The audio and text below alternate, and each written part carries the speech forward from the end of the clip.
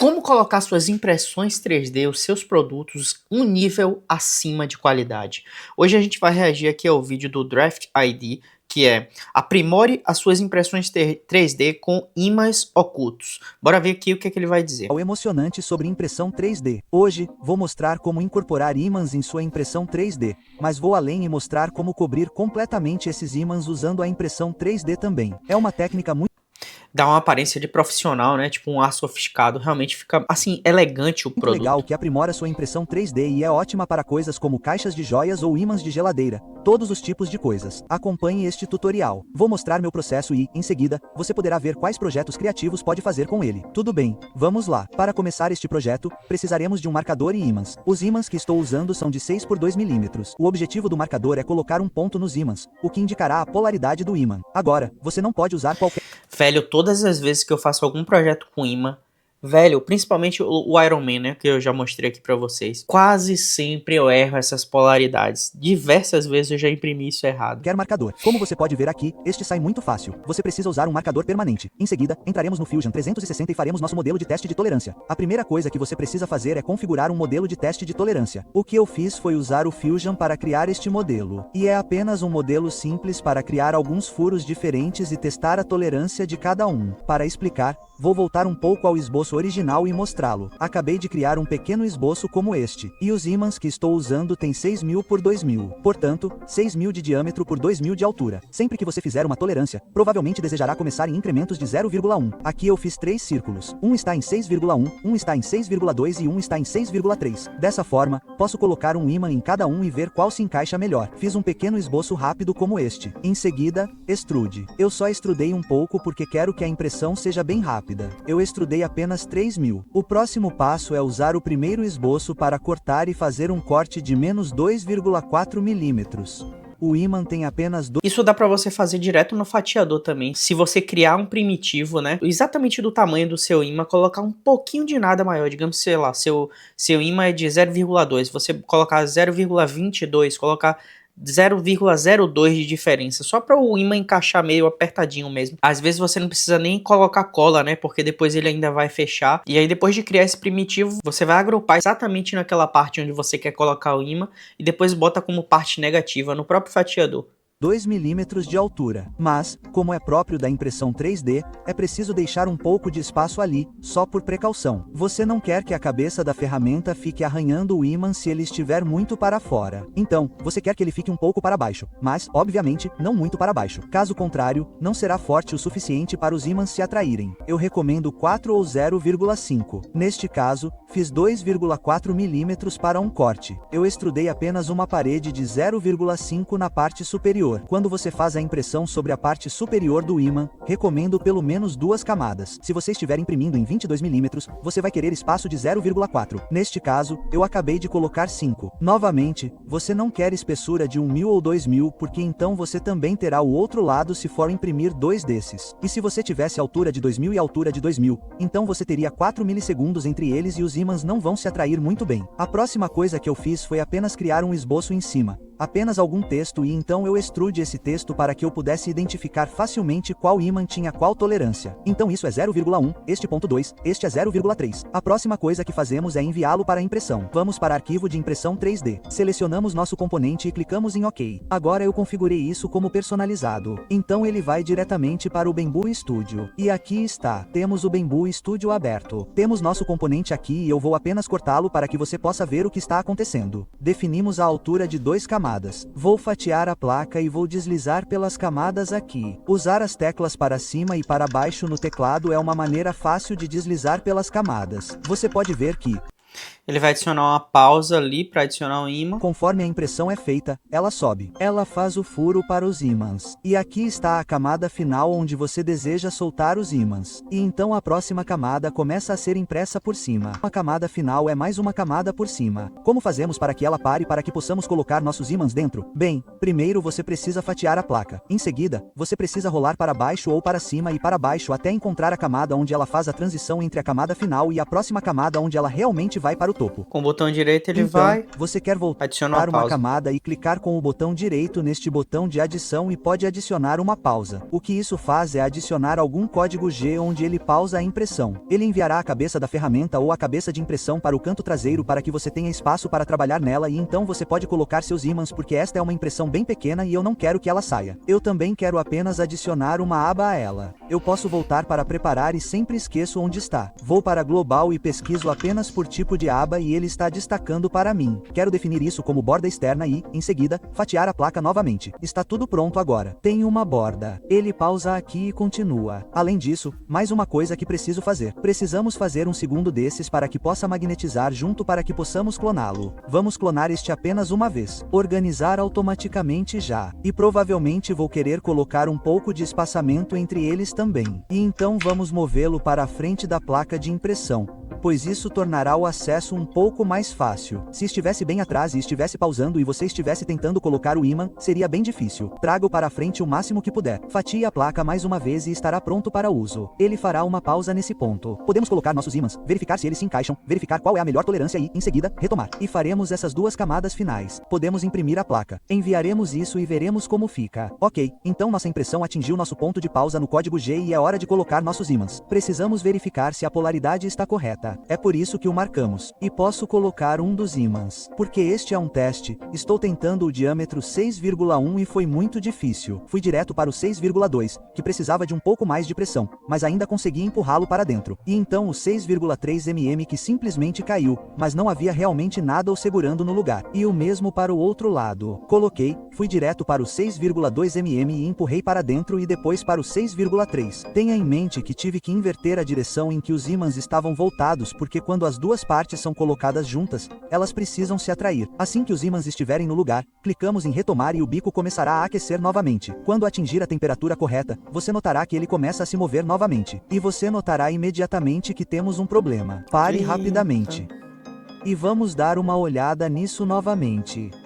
O que aconteceu aqui é que os ímãs são atraídos para a extremidade quente e meio que pulam por cima e acabam se movendo para o outro ímã. Foi aí que tive que parar a impressão e podemos Ele colocou muito junto as peças que acabou se atraindo, velho. ver que teremos que tentar outra coisa. Olhando mais de perto, podemos ver os 3 furos. O 6,1 não consegui encaixar. O 6,2 consegui. E o 6,3 foi aquele em que os ímãs saltaram. E você tem que ter cuidado com esses pequenos insetos. Eles se movem bastante. Aqui podemos Rapaz, esse imã é forte, viu? Os ímãs que eu comprei do AliExpress, ele é meio vagabundo, ver velho. o 6,2 de 2 mm pressionado. Eles não estão saindo porque a tolerância é muito apertada. Mas esses 6,3 mm não estão apertados o suficiente. E então o ímã está caindo. Quando a cabeça de impressão vai para cima, ela simplesmente levanta e acaba ficando preso no outro lado. Acho que teremos que refazer e manter apenas o tamanho do ímã de 6,2 mm. Aqui eu fiz um novo modelo e estes estão usando apenas furos de 6,2 mm. Estou pressionando os ímãs e é preciso um pouco de força, mas ainda consigo colocá-los. Às vezes, eles são um pouco complicados e você só precisa se certificar de que estão voltados para o lado certo e, em seguida, pressioná-los para baixo para que se encaixem. Pressionar o botão Reiniciar na impressão fará com que ela comece a imprimir novamente assim que o bico for aquecido e começará a imprimir sobre a camada final. Como podemos ver, porque está encaixado por pressão no orifício de 6,2 mm. E você vê que dessa vez ele colocou bem mais espaçado, Desta né? vez, não está saltando para fora e está imprimindo diretamente por cima sem que o ímã salte para fora. Ele só precisa fazer 2 camadas. Isso está fazendo sua camada final por cima e estará concluído. E podemos retirá-lo da placa de construção e dar uma olhada depois de remover a borda. Agora podemos fazer um teste. E perfeito. Eles se atraem fortemente e podemos passar para algo um pouco mais complicado. Agora, podemos começar a trabalhar em um design adequado. Sabemos que nossa tolerância será de 6,2 mm por 2,5 mm. E podemos É o que normalmente eu coloco. Eu coloco a diferença de 2 milímetros, que é como se fosse 1 milímetro para um lado, outro milímetro para o outro, né? Que aí ele fica bem justo e você encaixa sem tanta dificuldade como apenas a diferença de 1 milímetro. aplicar isso a um modelo real. E o que eu projetei aqui é apenas uma caixinha de joias simples. É menor, então não vai demorar muito para imprimir. mas vai usar o que sabemos até agora. Tudo o que fiz aqui foi projetar uma base e depois uma tampa superior. Este não é realmente um tutorial sobre como modelar no Fusion 360. É mais sobre como aplicar essa técnica de ímã incorporado em suas impressões. Vou presumir que você sabe como fazer algum tipo de modelagem e aplicar essas técnicas do seu próprio jeito. O que eu fiz aqui foi apenas criar uma caixa simples, descascá-la e depois filetar as bordas. Se dermos uma olhada em uma análise de seção, você verá como eu a criei. Vamos puxar isso de volta. Então aqui temos uma análise de seção configurada e você pode ver que nosso recorte de ímã está logo abaixo da superfície e estou usando 2 camadas de altura. Novamente, estou usando uma altura de camada de 0,2. Será o ponto 4 acima. No Fusion, para criar esse furo, o que fiz foi criar um esboço na superfície de onde quero o furo. Mas então define o ponto inicial para compensar essa camada e ele será compensado em 0,4 no negativo. Então é aí que começará a cortar. E então fiz meu recorte de 2,5 milímetros. Então ele desce 4 e corta 2,5. E faz isso em cada um dos 4 cantos. E é o mesmo para a tampa também. Portanto, qualquer que seja o design, seja uma caixa, um ímã de geladeira ou algo que precise de ímãs dentro, é basicamente isso. O princípio é O que igual. você faz? Crie um recurso de corte, mas faça com que ele comece de uma determinada camada para baixo. Negativo. Eu acho que talvez o problema que eu faço na hora de fazer minhas peças é que, por exemplo, essa distância aqui de uma peça para outra realmente só tem quase nada, velho. São 2 camadas em cima, 2 camadas embaixo. No meu eu acho que fica mais do que isso, por isso que não encaixa direito. Talvez o ímã não seja tão vagabundo assim, eu que tô fazendo errado. 0,4 no meu caso. E então corte seu material novamente. 2,5. E a partir daqui, quando tiver seu modelo completo, você o enviará para impressão. No Fusion, vamos para arquivo 3D Print. E eu configurei como um utilitário de impressão personalizado. Então ele vai direto para o Bambu. Eu quero meu modelo inteiro. E eu vou dizer OK. E então nós apenas esperamos o Bambu Studio carregar. Com o Bambu Studio aberto e prestes a carregar em nosso arquivo, ele vai nos perguntar se você quer carregar isso como várias partes. Então dizemos sim. E aqui como está nossa caixa, primeiro precisamos clicar com o botão direito aqui e dividir. E isso não vai ser o mesmo para todos os casos. Depende do modelo que você está fazendo. Estou apenas mostrando a você o fluxo de trabalho para este modelo específico que eu fiz. Então eu o dividi e posso organizar automaticamente. Eu preciso virar esta tampa. Então eu vou pressionar F no teclado para a face, selecionando esse objeto primeiro, depois F, e então pressionar a face superior. E isso vai apenas virar a face que você selecionou no plano de construção. Preciso também organizá-los um pouco mais para que fiquem mais próximos da borda, para que eu possa acessá-los mais facilmente. E provavelmente é melhor fazer isso de uma vista superior. Posso pressionar Ctrl 1 para ir para uma vista superior. E vou arrastar esta parte para cá e esta parte para cá, verificando nossas configurações de impressão. Temos 2 para a altura da camada. Nossa resistência, vou escolher apenas 2. Normalmente, coloco 3 para algo assim para um pouco mais de resistência, mas é apenas uma impressão rápida, então queremos apenas 2. Posso alterar meu preenchimento para 10% porque não será uma peça tão resistente. Não me importo muito. E não usarei uma aba para este modelo porque ele tem uma base bem grande. Acho que não vai precisar. Agora, precisamos adicionar nossas pausas. A primeira coisa que podemos fazer é ir para a placa de corte e esperar que ela carregue. Nossa primeira parada será nesta área, e então ela continuará imprimindo, e então ela irá parar aqui, e então terminará. Precisamos primeiro arrastá-la para baixo até que possamos vê-la, e então usaremos as teclas para cima e para baixo para chegar à camada final. Podemos ver que é onde ela será impressa por cima. Precisamos voltar uma camada a partir daí. Então é aqui que precisamos adicionar nossa pausa. Pode clicar com o botão direito, ir para adicionar pausa. Agora, para adicionar uma segunda, precisamos fatiar novamente. Nós fatiamos, e a próxima estará aqui em cima. Certo, essa é nossa última camada superior. Queremos voltar uma camada, clicar com o botão direito, adicionar pausa e então fatiar a placa. E agora ela estará pronta para ser enviada para impressão. Tudo o que preciso fazer é imprimir a placa e esperar que ela pause. E posso adicionar os primeiros ímãs e então continuar. Esperar que ela imprima o resto e pausar. E então coloque os últimos ímãs e então retome e finalize e pronto. Vamos começar a impressão e ver como vai ser. Aqui temos a primeira pausa no nosso código G e estou inserindo os ímãs na caixa. Você pode notar que a caixa está posicionada na parte de trás da placa de construção. E isso é só porque eu filmei isso em uma ordem um pouco diferente. Mas aprendendo com meu erro, é por isso que mostrei no fatiador para movê-lo para a frente da placa de construção, para que seja um pouco mais... Na impressora aberta, talvez você não tenha tanta essa dificuldade, né? Porque na A1, por exemplo, só tem uma barra superior. Você consegue colocar a mão melhor, mas realmente nas impressoras fechadas assim, faz muito sentido ergonomicamente. Você vê que ele pensou muito além somente da parte da impressão em si, de fatiar o produto, né? Um simples posicionamento da peça na mesa de impressão pode influenciar você sem querer ali bater, enfim... é minimizar os erros, né? mais fácil de acessar. De qualquer forma, os furos de tolerância de 6,2 mil não foram muito difíceis. Exigiam um pouco de pressão, e eu estava preocupado que pudesse desequilibrar o deslocamento Z da placa de construção, mas parecia estar tudo bem. Assim que os ímãs estão no lugar para a primeira parte, retomei para continuar na segunda pausa. Agora, aqui estamos na segunda pausa no código G e você pode ver que estou tendo dificuldades para colocar os ímãs um pouco mais. Acho que isso ocorre porque havia um pouco de peso entre o ponto em que ele parou e o ponto em que as coisas esfriaram um pouco. Acho que isso pode ter restringido. Rapaz, ele tá botando tanto peso que até a placa tá meio que se movendo assim, né? Talvez seja realmente melhor você colocar um pouco, talvez 0,3 milímetros mesmo, pra deixar um pouquinho mais folgado. Na verdade, vai de caso pra caso, né? Às vezes até o material, por exemplo, ele pode estar fazendo com um material aqui que você vai fazer com um material diferente e vai se comportar diferente. Por isso que o ideal é mesmo fazer aquele teste que ele falou no início, né? De testar primeiro como se comporta na sua impressora e no seu ambiente. A tolerância um pouco mais do que eu esperava. A única maneira de consertar isso foi pegar um martelo pequeno e pressionar os ímãs com um pouco mais de força. Eu não faria esse tipo de coisa não, velho. Pra você danificar a impressora ali é 2 tapas. Funcionou no final, mas não fiquei muito feliz com a possibilidade de alterar o deslocamento Z, mas continuei a impressão daqui e parecia bom. E aqui temos a impressão final em seda de 2 cores. Acho que ficou muito bom. E se pegarmos a tampa, vejam os ímãs, e ele se encaixa perfeitamente. Estou muito feliz com isso, mas acho que posso refinar um pouco mais as coisas só porque aqueles ímãs eram um pouco difíceis de colocar. Há mais uma coisa que acho que podemos melhorar.